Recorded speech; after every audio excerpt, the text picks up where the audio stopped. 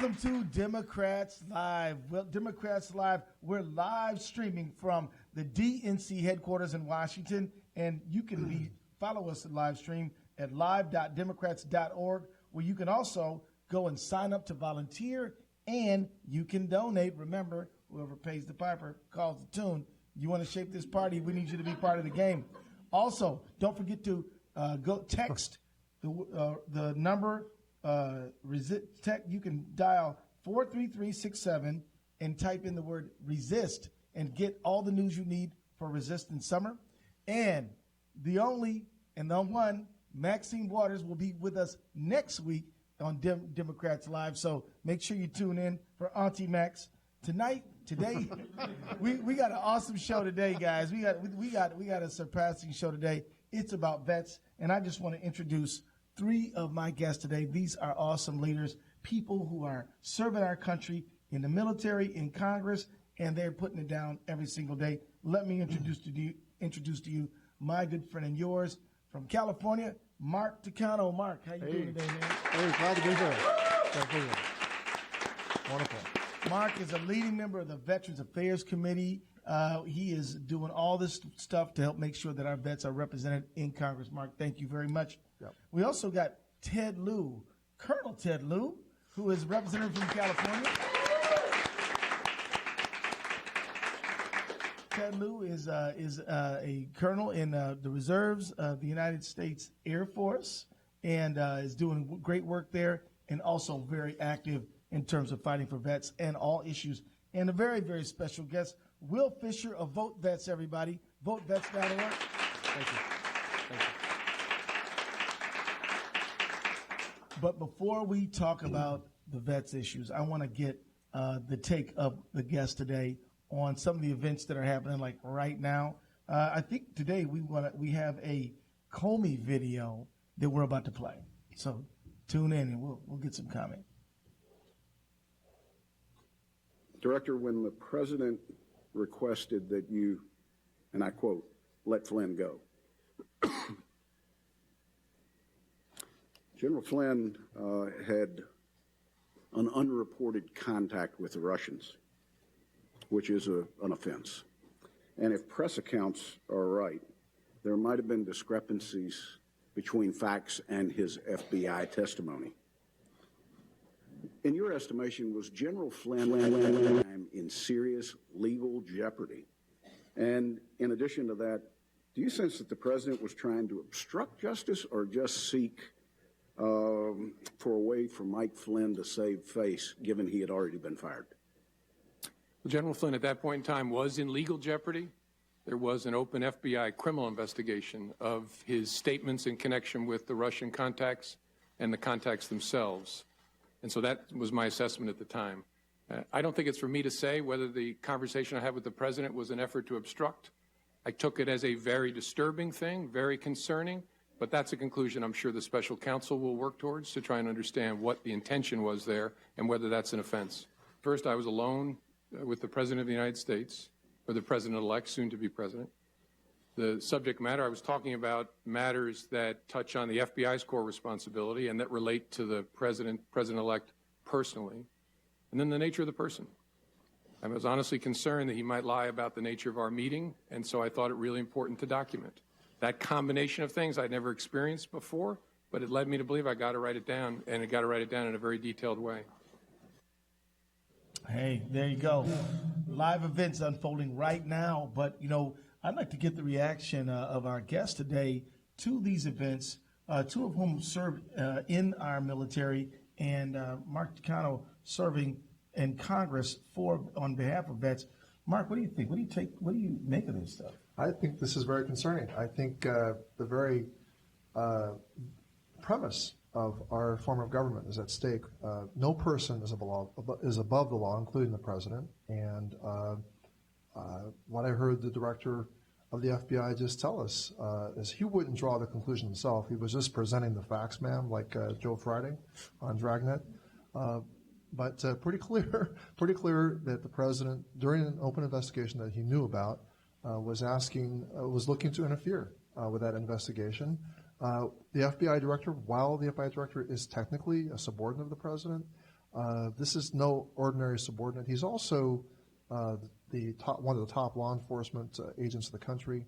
We certainly don't think that a police chief of a local city should be reticent to hold the mayor of that city accountable if that mayor is going to break the law, or interfere, or allow that mayor to interfere in the investigation of something, of whether a crime may be committed. And this is what I think clearly appears to have happened. Ted, what do you think about this thing? You're watching this thing unfold. I think it's a remarkable hearing because America is watching in real time evidence of obstruction of justice. I'm also a former prosecutor. The statute for obstruction of justice is very broad. You don't even have to obstruct an investigation. You just have to endeavor to influence an investigation. President Trump absolutely did that. He had everyone get out of the room. He had Comey alone on multiple occasions. One of those occasions, he told Comey to basically drop the Flynn investigation. We also know he fired Comey. And then we know from statements that the president made on national TV, as well as to the Russians, that he did it because of the Russia investigation. That is obstruction of justice. It's not close to obstruction. It doesn't look like obstruction. It is obstruction. Wow. So Will, Comey made it clear that Trump asked for his loyalty, saying to Comey, I need loyalty. I expect loyalty. Why should folks be a little concerned about that? Well, I would say that, when you look at today in the testimony of Director Comey, this only adds to the roster of things that we know, that we now know. Look, we know that Donald Trump refuses to release his tax return. Right. We know that Donald Trump has fired anybody who's made any sort of headway into trying to investigate him. We know also, though, that Donald Trump, never misses an opportunity to sort of pander and fan dance to an authoritarian dictator like Vladimir Putin. Yeah. What we don't know still, though, is why. Why would someone demand that one of the top law enforcement officers in the country be loyal to the president and not loyal to the Constitution? Well, that's... And this goes back to what we were, I remarked to someone yesterday. Look, the only way that we are ever going to find out why to these questions that we have is, one, if Special Prosecutor Mueller is able to do his job. Two, if a independent commission is formed to carry out some of these investigations. And most importantly, is if members of Congress decide that they are interested in taking as seriously their oath to uphold and protect and defend the Constitution of the United States as seriously as my fellow veterans and I did. That's right. You're a Marine. Is that what you and your colleagues Certainly. suited up and face danger for? To swear to some leader or uphold the Constitution? Exactly. To the Constitution and to our American way of life in democratic processes. Well, we're just going to keep watching that. We urge everybody to stay informed. The vets are informed. Certainly. Right. And, Will, you made a good point earlier today. You said, look, nobody goes to a pride parade and then only and confines their views on LGBT issues to that forum. Nobody goes to seniors and just talks about seniors. Why then do we need to go to a VFW hall just to talk about vets issues? Well, the thing is anytime anyone finds themselves, any place where people work, for example, very often they're in the audience of veterans. I know that, Congressman Takano, with serving on the Veterans Affairs Committee, and certainly Congressman Lieu, with being a veteran himself, realizes that veterans were not segregated from society. We're part of society just like everything else. So while one may discuss, quote-unquote, veterans issues, whether that's fighting to ensure our VA healthcare system's not destroyed and privatized or that we have access to a strong GI Bill, so on and so forth, the reality is there's nothing being debated in Congress that doesn't affect veterans. Can I add to that? Yes. The Affordable Care Act, Obamacare, is Certainly. a good example. People don't realize that not every veteran gets his or her health care from the VA. They just assume, they're a veteran, they must get their health care from the VA. But the truth is, more veterans get their health care outside the VA, and passage of Trump Care will hurt a lot of veterans. Simply from the closure of, or the restriction on expanded Medicaid. We know that expanded Medicaid and the Affordable Care Act reduced uninsured veterans by 40%. Mm-hmm. Those veterans are deeply at risk now of being thrown off of insurance, just like other Americans. But passing Trump Care will hurt veterans. So that's an issue of, it's a good example of where We talk about health care for everybody. Health care for veterans as well is at stake here on Trump care. Absolutely. I mean, one thing to keep in mind is if Trump care were to pass, as it is currently written and become law, that day at least 7 million veterans would immediately lose access to a health insurance tax credit that they use to purchase health care on the exchange. That's going to happen. Absolutely, and that's a critical point. But Will, you were seen in your work with Vote Vets, talking about Trump's Purple Heart comment that got over 19 million views in a video. We got a little bit of that clip. Let's roll it right now. Hi, everybody. Will Fischer, Iraq War veteran and United States Marine. Recently, during a speech, Donald Trump remarked that he had always wanted a Purple Heart. Well, on the 19th of August, 2004, I was awarded a Purple Heart. And my brother who lost half an arm that day, he was awarded a Purple Heart. And my brother who lost an eye that day, he was awarded a Purple Heart. And my brother who was killed that day, he was awarded a Purple Heart. Purple Hearts equal bad days, Donald. And nobody with one ever wanted it. Think about that for a moment. Any reaction to that? I guess they failed to teach that in that elite military prep school that the president attended when he was in high school. And it just also showed. Well, what's the rest of the story? I mean, he ended up with a Purple Heart. How did he get one? A gentleman who had been awarded a Purple Heart during Vietnam presented it with him. And look, nothing on that guy. It was just then Donald Trump's complete disconnect with reality during that time on the campaign trail to then say, oh, I've always wanted a Purple Heart, and this was just a much easier way of getting it. So making light of a serious situation. Certainly. So, Colonel Lieu, that's what I'm going to call you today, brother. Tell me about your military service in the Air Force. Sure, it was an amazing experience. I did active duty in the 1990s. I worked in Operation Pacific Haven, where we extracted thousands of Kurdish refugees out of northern Iraq because Saddam was going to go in and kill them. And we basically vetted them, sent them to the United States, and it's one reason that the Kurds are still one of America's strongest allies, even today. I'm still in the reserves, and sitting on the House Foreign Affairs Committee, it does deeply trouble me that this administration does not have a strategy in many foreign policy hotspots. And the one thing that all Americans, especially veterans, care about is if we're going to go risk the lives of our women and men in different combat situations, it better be for a clear purpose, and we better know why we're doing it. And right now, if you just ask very basic questions of this administration, for example, in Syria, who are we supporting? Why are we there? How long do we intend to be there? They can't answer those very basic questions, and yet we've got American troops right there assaulting a city, and we need to have a discussion in Congress on why we're doing that. Absolutely. So, Mark, you and I, we didn't actually serve in the military, but we both are part of military families. My son just finished active duty. He's an active reservist. He's a combat medic. His name's Keith Ellison, and we're real proud of him. And you had some family members who served with distinction. I have a brother, an uncle, and 3 great uncles that served in the military. I want to focus today on my great uncle Mon, one of 3 of my great uncles who stepped forward and volunteered to serve in the Army during World War II, even as his entire family were being interned in Japanese-American internment camps. So the country was demanding of him 100%, asked of him 100%, and was in return potentially giving him the ideals of this country because his family was definitely in internment camps. And he died 72 years ago as of last April, 5 months before World War II ended in Massa, Italy.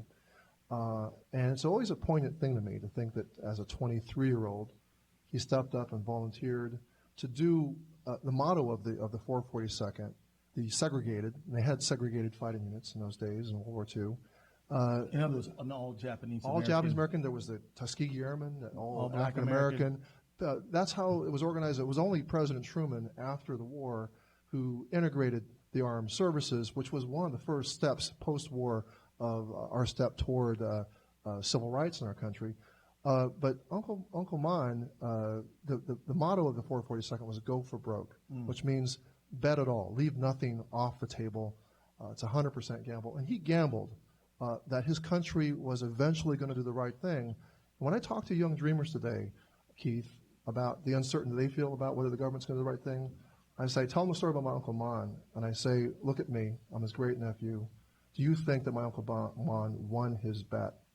And they say, yes. And I said, I tell them, I say, well, you know, I think you need his spirit today. You need to know our history because you're uncertain, but, you know, stay in school, keep studying, don't do any foolish things, you know, have faith that our country is going to do the right thing. And that's important. So that's why every day I go to work on the Veterans Affairs Committee with Tell this us a sort of little bit about misinterpretation. that. What do you do there? What's the committee do? Well, the committee works on veterans health care. We administer the GI Bill, Right. cemeteries, memorials. But on my mind currently are some big issues. One has to do with making sure that when our veterans come home, we honor them by not subjecting them to profiteers, people who want to sink their teeth into our veterans. Really, we have a generous GI Bill, but for-profit colleges have come in and market to them heavily. And if you have PTS or something else going on with you, you may not be the best judge and best consumer. So I want to empower veterans to be the best consumers, but I also want to make sure we supervise our financial services arena so that we don't have competition and market forces run amok. We as Democrats believe in markets and competition, but we don't believe that there should be predatory profiteering. It's not just education; it's also the payday lenders that would go out near the bases. Well, it's funny you should mention that because today we're going to vote. Those of us in Congress are going to vote on something called the Choice Act, what I call the Wrong Choice Act, which is something to gut the Consumer Financial Products Bureau and Dodd-Frank. And I want to ask you this, Will.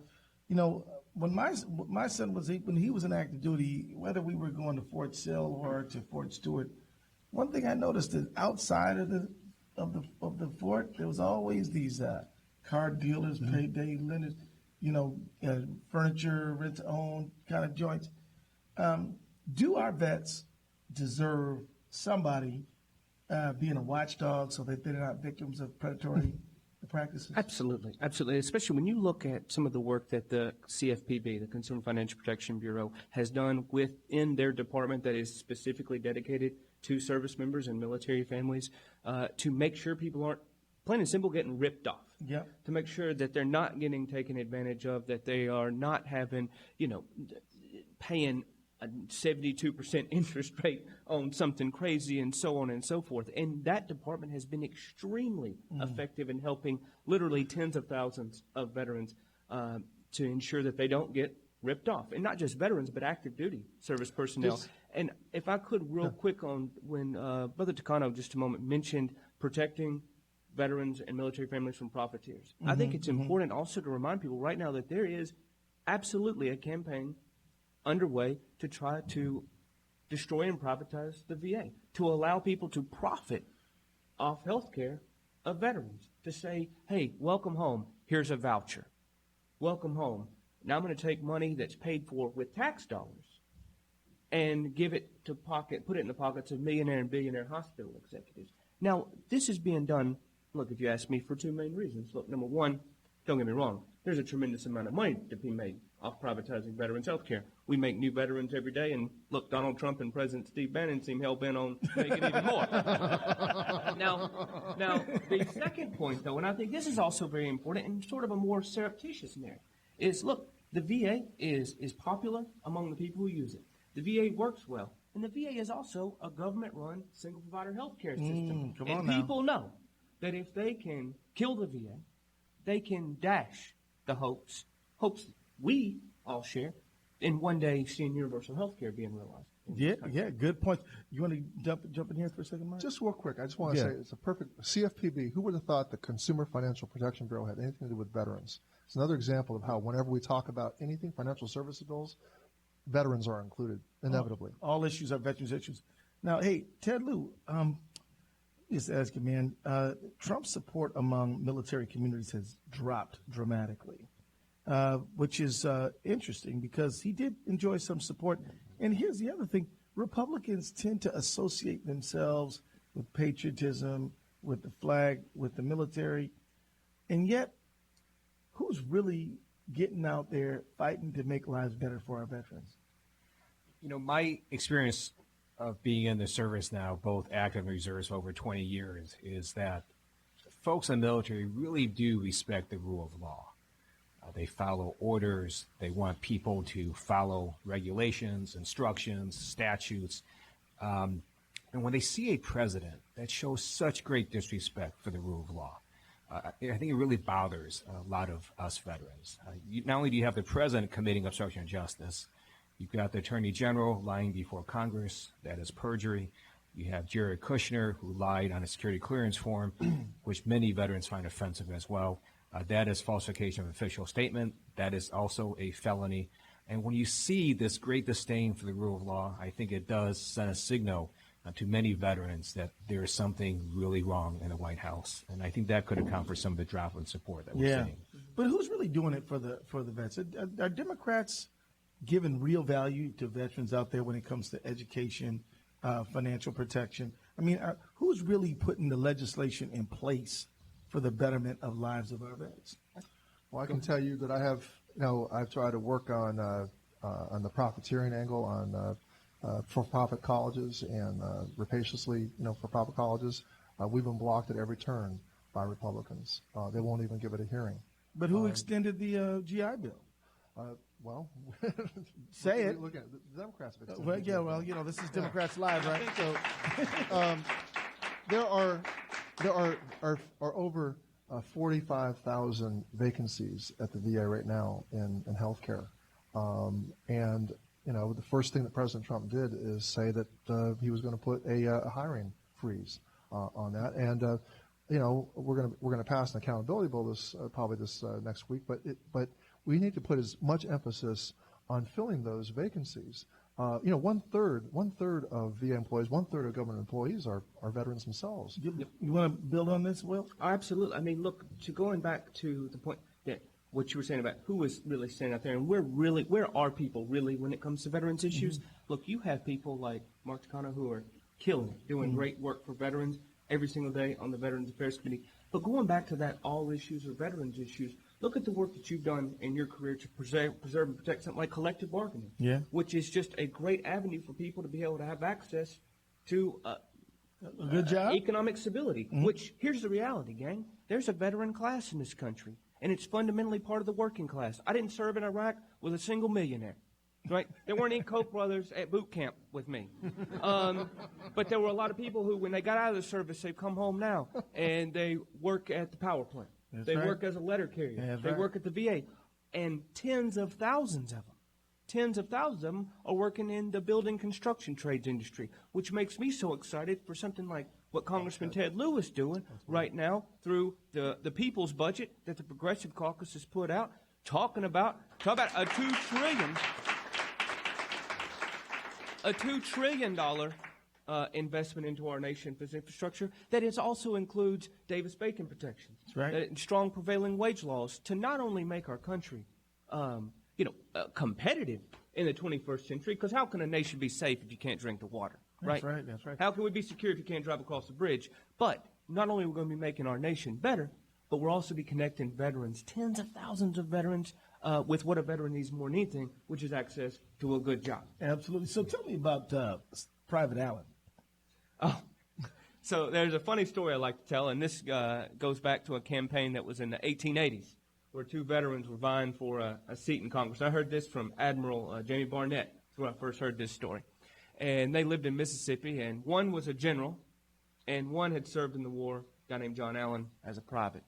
And they got up, and they were campaigning, and the general went first, as customary, and was speaking as to why he was the one who was most qualified to be the person that's into Congress, and why being a general best made him that individual. Well, as he finished his remarks, John Allen made his way up to the dais, and knowing that the crowd was veterans, many were veterans, just as the general did, remarked that, look, for all of you who served in the war as a general, you ought to vote for my opponent. But if you served in the war as a private like me, you ought to vote for me. So, needless to say, John Allen went on to win that election and was henceforth known as Congressman Private John Allen. That's right. So to make it the point that, our vets are working folks like everybody else, and, we've got to be in there fighting for them, unifying with them, working with them.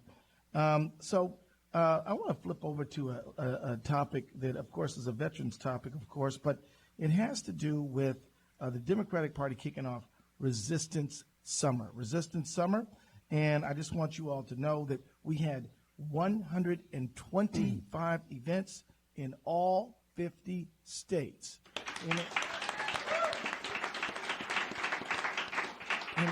And let me tell you, they had awesome events in Ohio. They were canvassing all over Ohio. Big ups to Chairman David Pepper. They were canvassing in Minnesota. We had a great kickoff event there. They had them going on in North Dakota. They had a watch party where they assembled Democrats together in Fargo, and we talked. They watched the Democrats live, and then they had a meeting about how they move out. And let me tell you, Democrats are organizing, and they're organizing right this summer.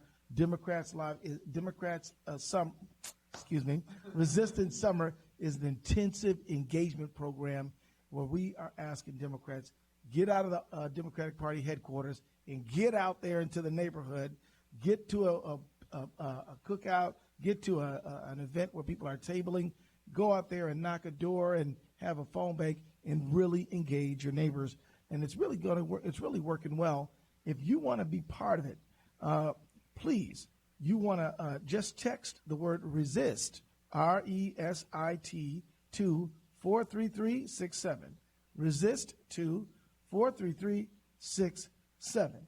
What do you guys think about Resistance Summer? Do you think we need to get out there and engage our neighbors? What's your opinion? I think we are at an all-hands-on-deck moment in our history. We have a White House that, to me, is a danger to our republic. And it's not disagreements on policy. I think we can disagree on, tax policy, on trade, and so on. But when you've got the president systematically attacking the First Amendment and the free press, attacking our judiciary, stifling internal dissent, and then lying routinely, then it causes people to not understand what are basic facts, to question truth. And that is what leads us down the road to authoritarianism. So I'm very pleased that DNC is doing this huge campaign this summer to make sure that we all get engaged and make sure that in a year and a half we take back Congress, and then we will stop the Trump agenda dead in its tracks. Will, do we need to organize? Organized got to be first, foremost, and fundamental. Let me tell you. I mean, look, here's the reality.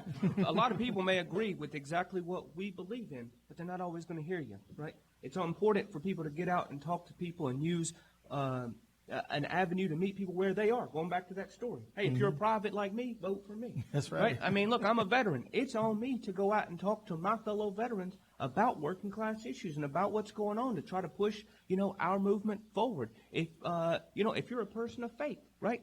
When you're at that church picnic, it's on you to talk to the people with whom you worship about, you're going to find a lot more of what we believe in the book of Matthew and the Beatitudes than you're going to find on the other side, no matter how loud they may thump that Bible from time to time, right? But it's about meeting people where they are, and we're going from there. Absolutely. We got to organize, y'all. You believe in that? What do you think, studio audience?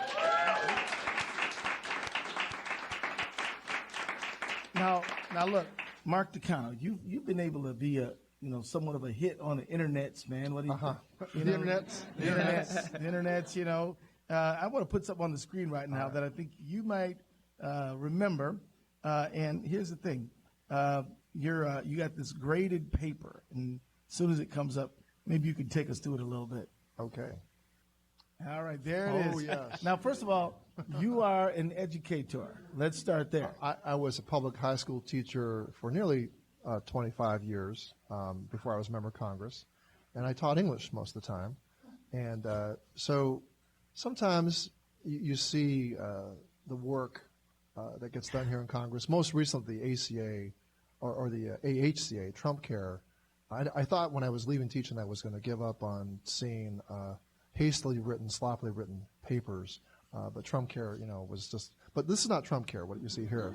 This is a letter from now Senator Cassidy to Speaker Boehner to keep the Senate compromise immigration legislation from coming to the floor of the House. We had the votes in the House to pass comprehensive immigration reform.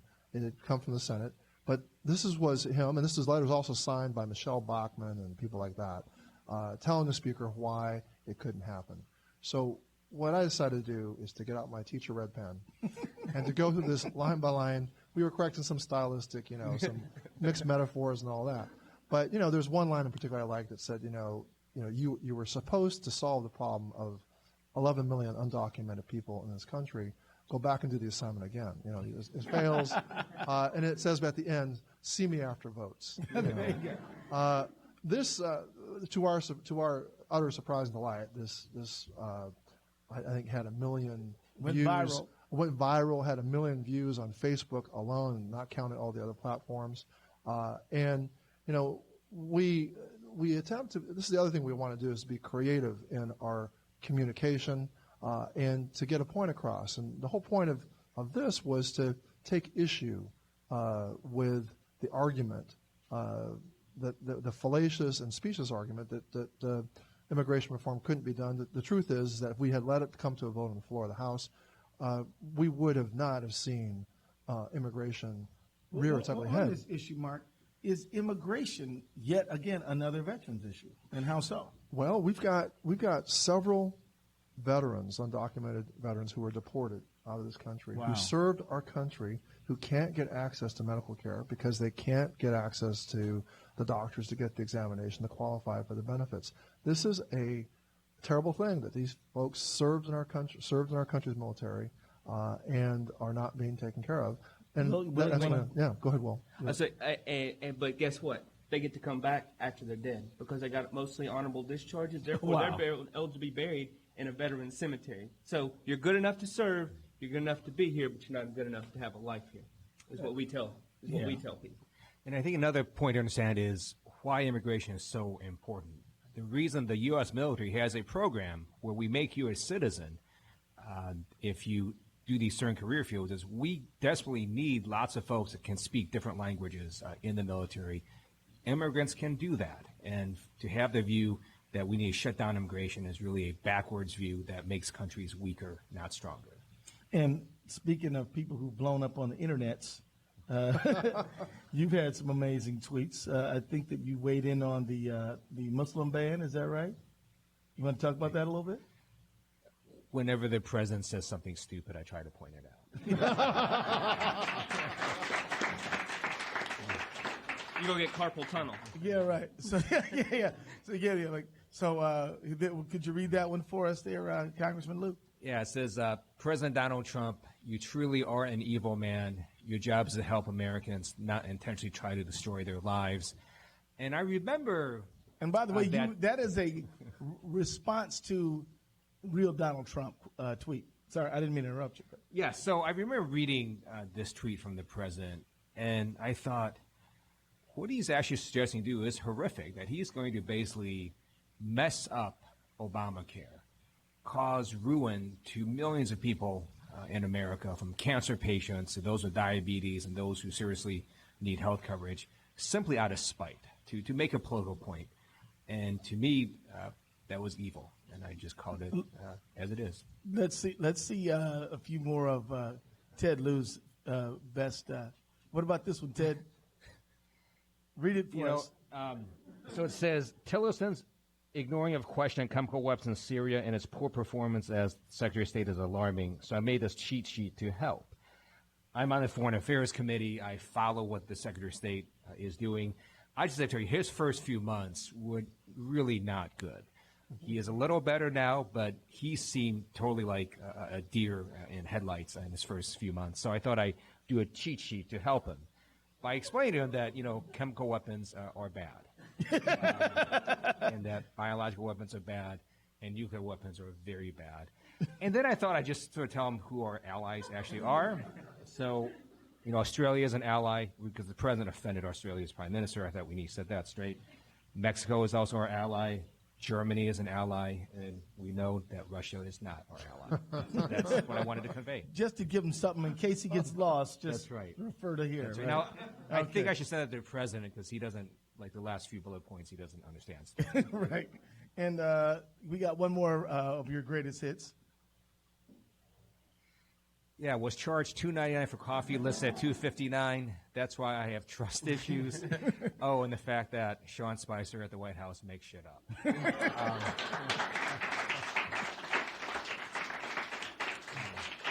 What do you guys say about access to the internet? Will, you're kind of an internet star yourself. What do you say about communicating a message using social media? How critical is that? Look, it's another way of going and meeting people where they are. What we also constantly have to convey is that, look, our battles, these battles, both in the present and on the horizon, aren't going to be won through hashtags and likes, right? It's a matter of meeting people where they are, engaging them, and then moving them to action. Look, you get somebody to come to a meeting, you get somebody to come to a rally, harness that energy, take care of that, right? That's right. That's right. So look, some folks submit questions, and just tell you all a quick story. The first time Tom Perez, our chair, and I did Democrats Live, Tom said, we ought to have some folks asking a few questions, and then he turned around and asked Eddie G over there. Give Eddie G a hand, everybody.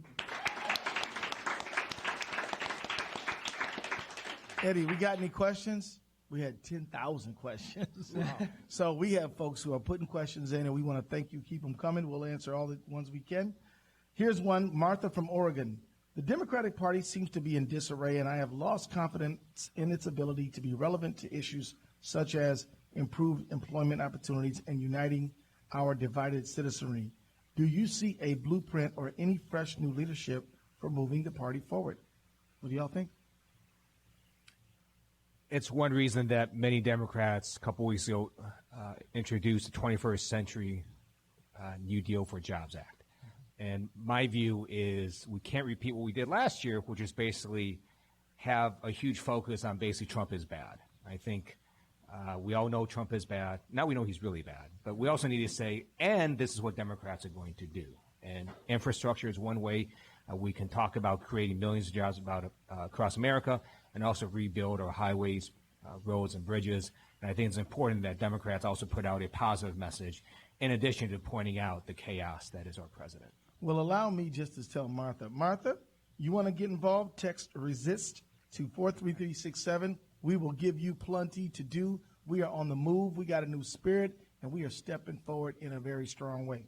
Now, Casey from North Dakota asks, I have respect for anyone that's ever served in our military, but at the same time, I'm uncomfortable with how much this country loves to go to war. How do we as Democrats reconcile that? What do you guys think? What do you think, Will? Look, you won't find people who are a more typically anti-war group of people than those who have been downrange with some hot lead coming at them, right? People who not only can speak of combat and war policy, but they know what it smells like, right? And I think that the more and more that we can organize as veterans, as part of a larger progressive community to speak out on these issues, look, the more safer we're going to be, and also look, the more we're going to be able to think in the best way strategically moving forward about the seriousness of deploying someone in harm's way. Look, right now there have never been fewer veterans than there are currently in the Congress, and not good. We have people, and also look, when you get back to even things. Don't look, Ivanka Trump's not going to put on a flak jacket anytime soon. Right. So we have to get people reminding people that look, every time somebody goes to war, that's not just a name on a muster sheet, right? That's not a number on an Excel file. That's somebody's sister, brother, mother, father, son or daughter that potentially could have their life ended because of the decisions that we're making. Let me add on quickly. The president has deployed additional troops to Syria, to Iraq. He sent 2 aircraft carrier battle groups to North Korea. No debate in Congress. Why is that? Because Democrats don't control it. You can help us change that in a year and a half. That's right. That's right. Let me just ask y'all out this. Keith from Minnesota. What's your take on the Muslim ban? It's been shot down now 3 times. What does it mean to a veteran to send to keep on trying to ban people from these 5 countries that are all Muslim majority countries? What is that? What's the message that we're sending? I would just say the organization that I'm part of, Vote Vets, has spoken out since the moment that this was even uttered, that we are very much opposed to this, and opposed to this from multiple fronts. Look, we're opposed to this obviously for moral reasons. Those of us who have deployed, whether it be to Iraq, Afghanistan, etc., many of us can speak to of ambushes that we didn't walk into or IEDs we didn't drive across because somebody who was riding shotgun, somebody who was a national, an Iraqi national or Afghan, who was working with us in the hopes of being able to come to this country, working as a translator to be able to come to the United States and make a better life for themselves. So, yeah, it's a moral issue. It's also in violation of all of the ideals that we serve to protect and defend. I think it's also important to also remind people that this is a national security issue. Look, if we are going to continue to send people into new areas or into areas that we've been in, there's going to be some first lieutenant on the ground who he or she is going to be trying to make inroads into a community, and how are they supposed to do their job when somebody who lives in Syria has access to Twitter? So why would I listen to what you're saying? I see what your president thinks about me. Yes, right. Why would, you're going to help me out? No, you're not. I'm going to get to Dulles Airport, and you're going to send me back here. And I'm going to be executed. Yeah. So why would I work with you? Yeah. So this horrific Muslim ban, yes, it is morally reprehensible, but it is also a serious threat to our national security. Thanks for laying that straight. You want to jump in there, Mark? Yeah, I want to return back to my Uncle Mon. Why did he step forward and fight for the country? Because a big part of him believed this country could be fair, could be a fair place to live. What unites us, what makes us who we are as Americans, is this principle of everybody's equal before the law. You're going to be given a fair shot in this country to get ahead.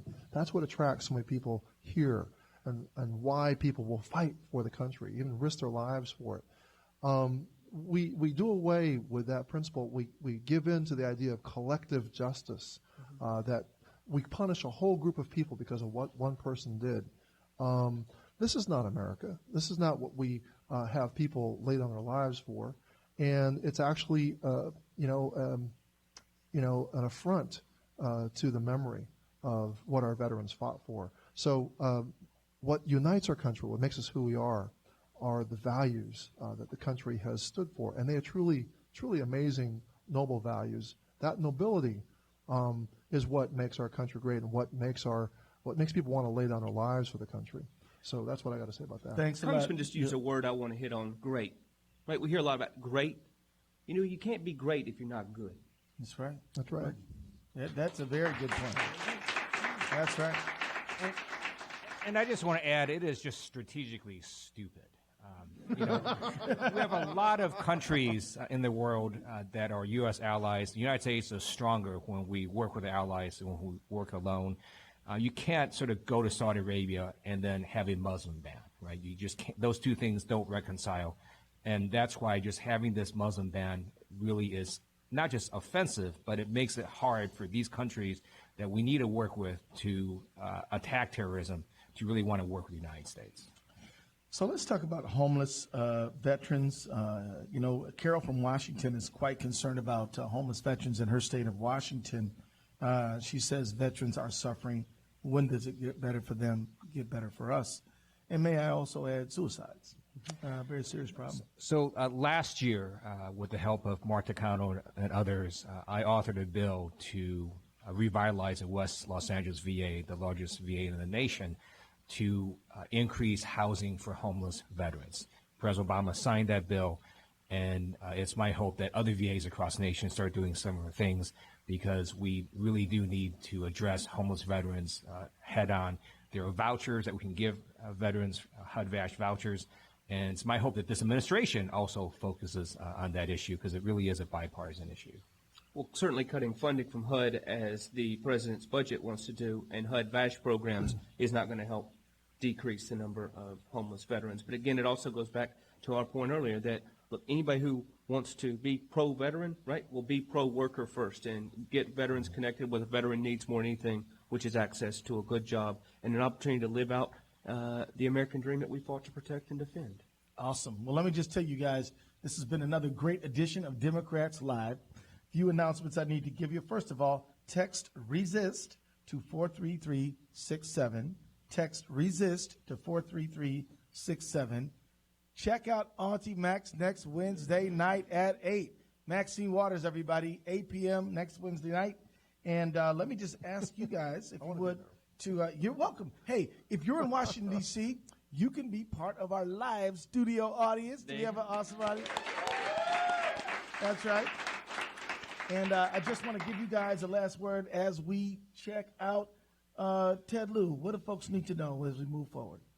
That we can change the direction of this country. We just need people to be energized and to make sure that you and everybody that you know votes Democratic next November. Will?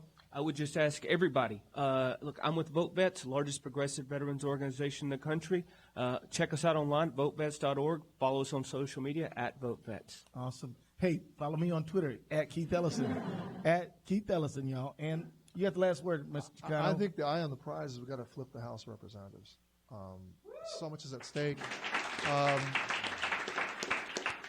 If we want to make sure that the investigations are thorough, that the presidency is held accountable, I don't see any other choice we have for this country at this historic moment but to bring a majority to the House, hopefully both the Senate and the House. But that is, I think, the task at hand. Hey, this has been another edition of Democrats Live. Don't forget about our veterans. We'll see you next week.